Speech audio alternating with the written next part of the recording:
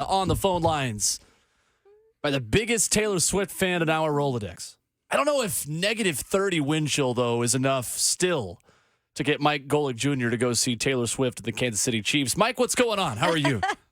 Well, I mean, listen, if you're going to go see her there, she's going to be in like a nice warm box. So I feel like that's the route you got to go, is you just got to be as close as possible to the person we're all trying to see. This is a good point. That's how we feel around Ramon Foster all the time, Mike. At this point, though, Mike, we'll get to Titans and Mike Vrabel and all of these things, but negative 30-degree wind chill in Kansas City, is it like legitimately unsafe for offensive linemen to go sleeveless in those conditions? Like, how are you bundling up as a player for conditions like that? Yeah, I mean, you know what? Like, I could sit here now and say that, but when Sure. I was a player, I mean, that was how we all operated. Like, I had one buddy of mine who was a offensive guard from Klein, Texas, and he wore long sleeves in training camp when it was hotter than hell, and he wore them in the winter, and he said, you can't give me grief about wearing them when it's cold because I wear it when it's hot too. I was the opposite way. I was always skin out there, especially when I was playing. You got the jackets on the sideline, you got all the warmers and everything there, but I was usually out there just going raw with the arms and feeling like an idiot now looking back on it. Raw with the arms. my Incredible. This is the kind of insight you get from Mike Golic Jr. Check out GoJo and Golic, 7 to 9 Central on YouTube. DraftKings, these guys do an outstanding job. Mike, when you speak about Mike Vrabel, the Tennessee Titans, and the fiasco of a week it's been here, the new reporting about Mike Vrabel wanting personnel control, wanting a Bill O'Brien, Bill Belichick kind of setup here last offseason and not getting it. Those details that come out, what was your initial reaction, and has that reaction changed at all as we get more details about why Mike Vrabel is no longer the head coach of the Tennessee Titans? No, I still look at it as you let a quality coach get out of the building at a time where you probably need that as much or more than ever. And you know, I understand there are people that are always going to balk at that idea of giving a head coach that level of control because outside of, you know, the guy we recently said goodbye to, and Bill Belichick, very rarely does it work well or at all, and let alone for that long. But I think the admission last year when you made the change at GM was personnel had been enough of an issue, and I would have thought that it was worth it to keep Mike Vrabel there for what he afforded you as a head coach. I called him the NFL's MacGyver, being able to take basically whatever was available in Tennessee at the time and turn it somehow into a postseason contender, the 1 seed a few years ago. I would have thought it would have been worth at least exploring that to keep him around the building versus now. I mean, what a vote of confidence for Ron Carthen and what he's done already on his time as the Titans GM. To now say, hey, we're not only going to side with you on that, but we're going to let you go and pick the next guy that's going to work with you as head coach. Mike, when you look at, you know, the question marks behind, first and foremost, that wasn't a proper introduction. Mike, how are you doing, man? I'm good, man. It's been way too long since I've come over here and just completely disrupted a Friday with you guys. I was trying to decide if I go professional or do I act like a fool with my offensive line friend, man? Like, which one we doing today? Because I saw your Reese's post, and you say you knocked almost all of them off the list, which is insane, man. Dude, the next time I have to go to my doctor is going to be a really interesting because I moved out to Los Angeles, so I'm getting ready to start with a new doctor, and it's kind of like going on a first date where you're trying to be on your best behavior. You're trying to make sure that, you know, you're not passing gas at the table. You brush your teeth, you got everything out in there. And so I got to go to my new doctor and try and put my best foot forward. And, I've been doing Reese's parking lot reviews on Instagram and Twitter for the better part of the last year. I don't know what kind of shape my blood sugar's in right now, where my cholesterol's at with all this. It's been a delicious foray into this, but I don't know what my insides are going to have to say about this. See, pardon me for trying to be a professional on this show. This is why Mike That's on a Friday overrated, is just Mike. perfect. Like, this is just really perfect. Mike, the next time I come at you sideways trying to be a professional first, you make sure you get me back in line and tell me false start, reset the down, okay? No, that's fine. Listen, we started off on the right foot. You guys had the Taylor Swift intro and all that. And I always call it bacon wrapping.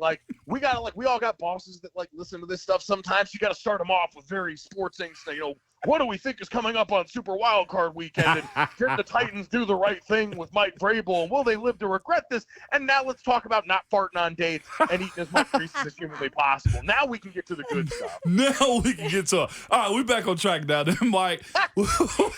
with that being said, though, man, the initial reaction of Vrabel being let go. You're on the West Coast, man. Why do you think there were so many question marks behind it? And how do you see Vrabel as a coach, that was ultimately fired, that, is waiting to see what's his next move going to be? Yeah, you know what, Ramon, and I'd be interested from your thought on this, because I actually think you're the perfect person to speak to this. He always gave me the vibe of a Mike Tomlin where, obviously, Mike Tomlin came in with his own acumen, the same way Vrabel did on the defensive side of the ball, and known for his prowess there. But I look at both of them as true leaders of men in that role, and what they do in relating to the guys on the roster and being able to communicate that message and motivate and put people in the best position to succeed no matter the circumstances. We've watched Mike Tomlin do that yet again this season, but I always thought that was the strength of Mike Vrabel through so much of his tenure there. And I feel like we underrate that because it's hard to quantify. It's hard to look and, not have what we've got now this cycle with Ben Johnson or Bobby Slowick, these guys who have offensive numbers and acumen tied to their accomplishment, or Mike McDonald and the Baltimore Ravens with this great scheme that everyone's obsessed with right now, when in actuality, the most important trait you can have for a coach, and even Sean McVay would testify to this, who came over with all of the X's and O's acumen, but is lauded by anyone who will tell you about the beginning of his Rams tenure for how he was able to connect with and motivate that team. That's what I think of when I think of a guy like Mike Vrabel and what he does so well. And that's why I think it'll always be in demand, because that's a skill set that, while it's hard for most people to identify when doing a job search, it's easy to see, and I think the name association with Mike Vrabel, so he's always going to have a place in this. And I think you're right when it comes down to him and his players and the motivation that he provides to those guys and the job that he does. I think where this organization is now, Mike, to answer your question that you were going to ask me, is there needs to be a separation of power and how you delegate who does what job. Where are you at, Mike? With that being said, your professional background and your dad's also, right? How do you feel about a coach having that type of power, to where it was rumored that he wanted to be control of the roster, basically acting GM essentially, or at least have enough power that he's the one who's the last call? Are you thinking that's the way to run a program, Mike, or an organization franchise? Or is that too much too soon for a coach who has a lot of hurdles here with a second-year quarterback in Will Levis? I think it's on a case-by-case basis. Like, let's put it this way. I can understand why Vrabel went for that, because look at what he's done in this franchise so far, in the face of, especially in the last couple of years, a roster that the organization, based on the moves they made at GM, admitted was not good enough. And that's the reason we got in the situation we are now. That being said, if you're asking me general business practices on this, I do always think you benefit from more voices in the process, provided everybody's on the same page. And there are very few coaches who are also going to be able to do that other job so well. We saw even at the end of Bill Belichick, who's arguably the best to do that at the NFL level.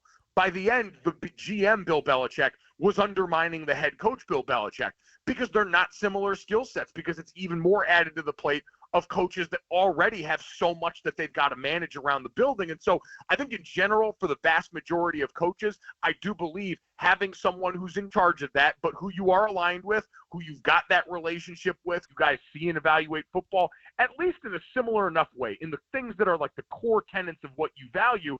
I do think having another voice in the room, because, conflict is the love language in my mind of athletics. And having dissenting voices in there who respect each other can get you to better results in terms of the personnel you ultimately bring in. Yeah. Mike Golic Jr. of GoJo and Golic joining us this morning on RKW. So before I get to where you think the Titans go next, I'm just really curious now, with Gerard Mayo taking the New England job, where the heck do you think Mike Vrabel ends up? Or could he just take a year off and entertain us all on some television platform?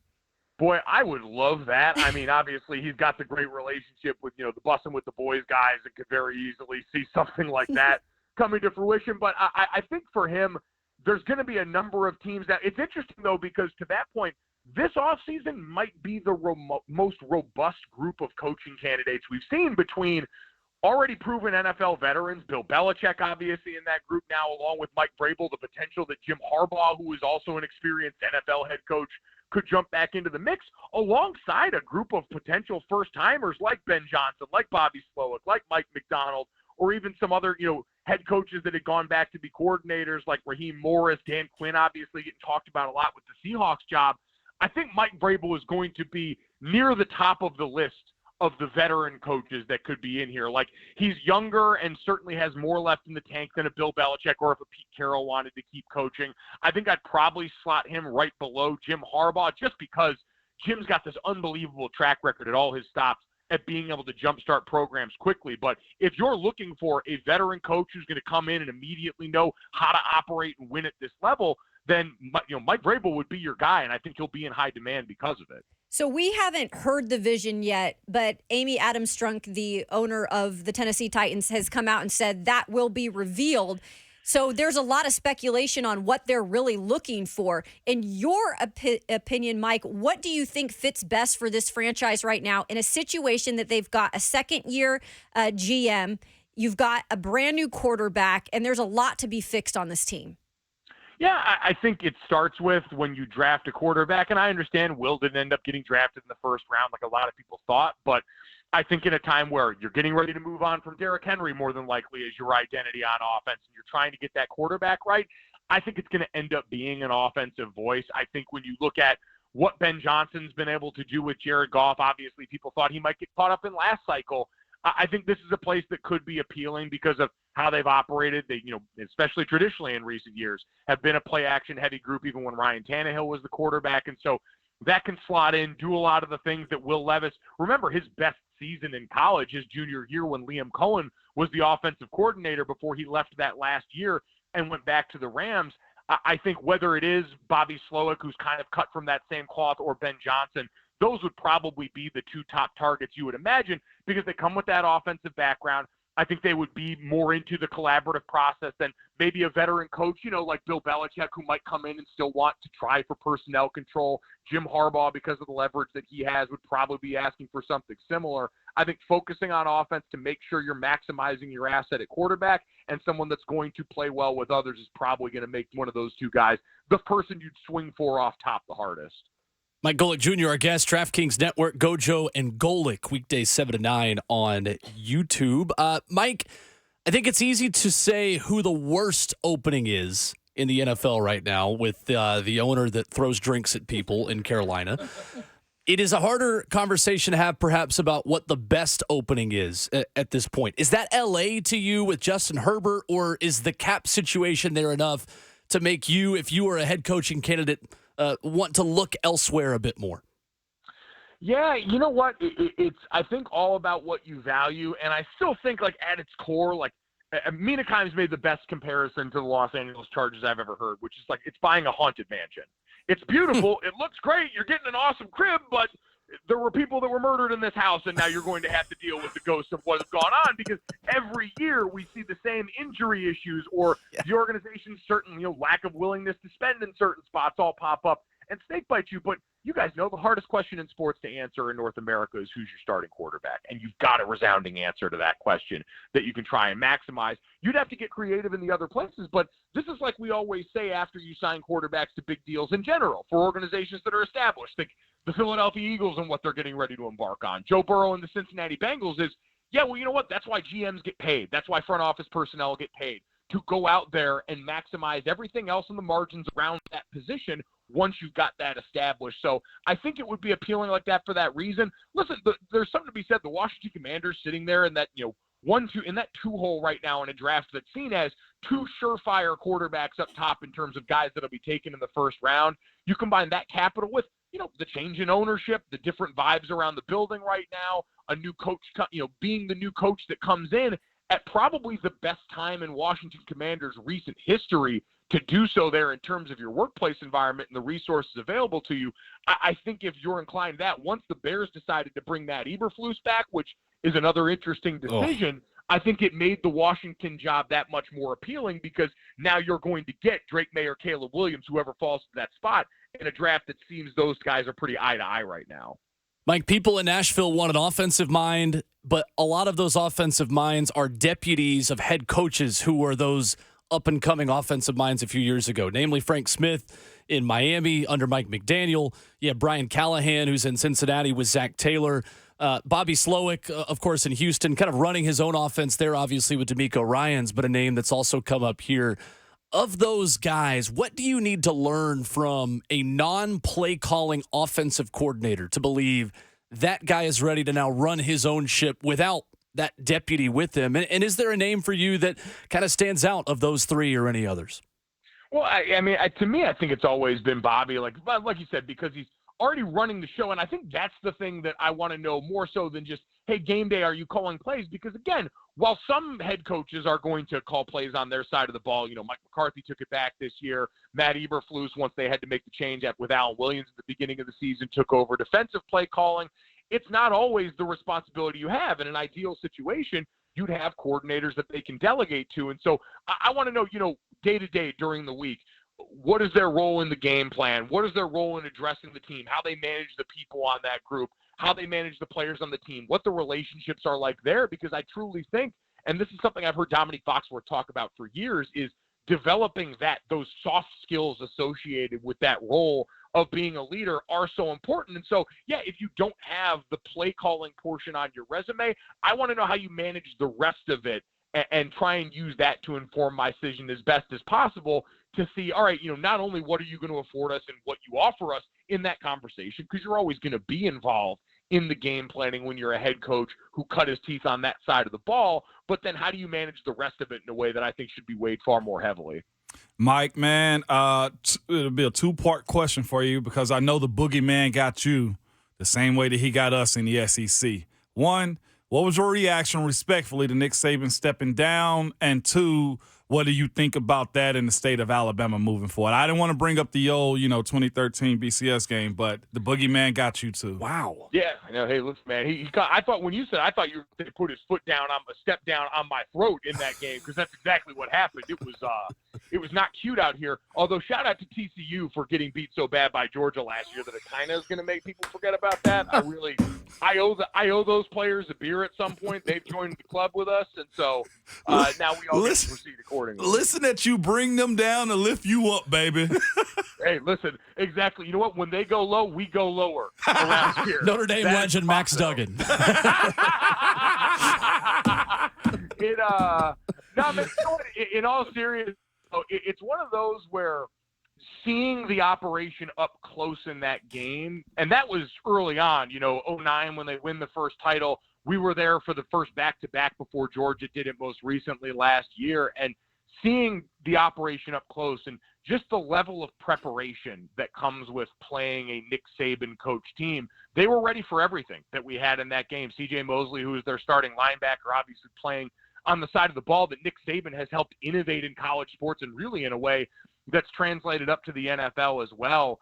You just saw there was no stone left unturned, and he was always a master. They called it the process around in Alabama, but in my mind, that was a mastery of every situation presented, whether it was navigating the 40 days off between the conference championship and the national championship in the BCS era, navigating the turnaround from the gap leading to the CFP and then a week to turn around and play the title game. Once they got there, Nick Saban was always ready for that and was always, a guy that recruited at the highest level, developed talented to NFL players at the highest level, and managed to be consistent in an era that kind of like Belichick in the NFL, man, where free agency was not designed to let a team be that good for that long. In college football, we've seen a ton of change, especially in recent years. And for him to go out on a year where on one of the maybe least talented rosters he's had in a while overall in terms of top-end production, not in star rankings, he got him to beat Georgia in the SEC championship game and almost beat the team that won the national championship this year in college football.